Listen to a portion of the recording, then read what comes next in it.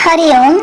यदि संसार के सुख व पदार्थ प्राप्त हो तो आपको कहना चाहिए, ओ शैतान हट जा मेरे सामने से, तेरे हाथ से मुझे कुछ नहीं चाहिए।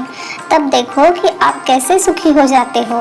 परमात्मा अथवा परमात्मा प्राप्त किसी महापुरुष पर विश्वास रखकर अपने जीवन डोरी निश्शंक बनकर उनके चरणों में सदा के लिए रख दो।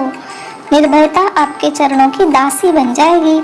जिसने एक बार ठीक से जान लिया कि यह जगत मिथ्या है और भ्रांति से इसकी प्रतीति हो रही है, उसको कभी दुख नहीं होता, जगत में कभी आसक्ति नहीं होती। जगत के मिथ्यात्व के निश्चय का नाम ही जगत का नाश है। अपने स्वरूप में लीन होने मात्र से आप संसार के सम्राट बन जाएंगे। यह सम्राट पद केवल इस संसार का ही नहीं, समस्त लोक परलोक का सम्राट पद होगा। हे जनक, चाहे देवादिदेव महादेव आकर आपको उपदेश दे या भगवान विष्णु आकर उपदेश दे या ब्रह्मा जी आकर उपदेश दे, लेकिन आपको कदापि सुख न होगा।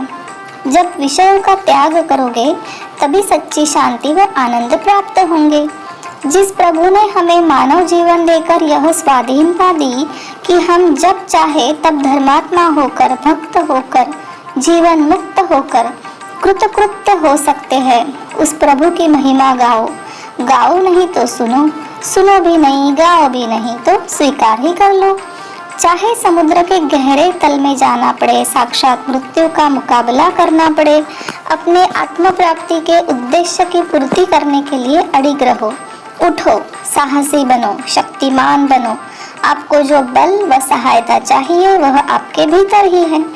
जब जब जीवन संबंधी शोक और चिंता घेरने लगे, तब तब अपने आनंद स्वरूप का गान करते करते उस मोह माया को भगा दो।